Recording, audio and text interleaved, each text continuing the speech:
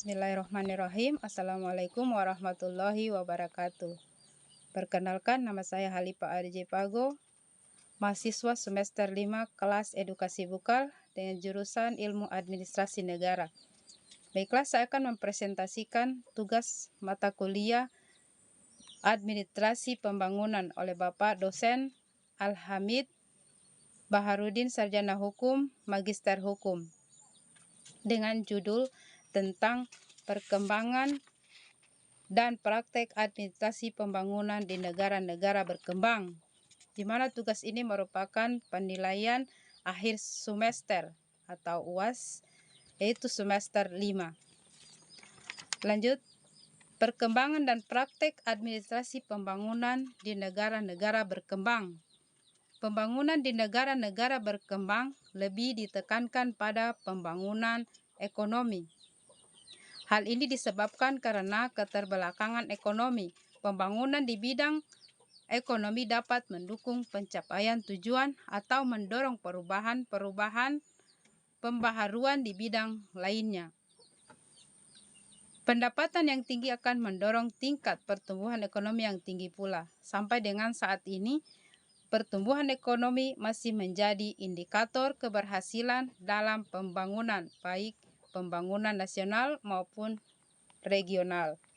Next, peran administrasi pembangunan bagi perkembangan suatu negara, yaitu untuk memantau dan mengevaluasi pelaksanaan pembangunan serta mengambil langkah-langkah apabila dari hasil pantauan diperlukan pemecahan masalah atau perubahan atau revisi pada upaya pembangunan yang direncanakan. Salah satu contoh perkembangan dan praktek administrasi pembangunan di negara yang berkembang yaitu negara Indonesia, di mana administrasi pembangunan di Indonesia dilaksanakan oleh pemerintah berdasarkan petunjuk MPR yang dituangkan dalam GBHN.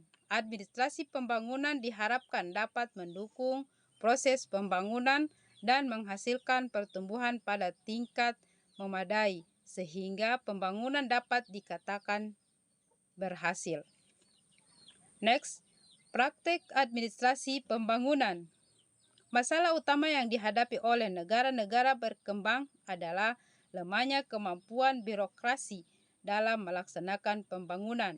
Oleh karena itu, diperlukan usaha atau strategi untuk menguatkan birokrasi agar tercipta pembangunan berkelanjutan.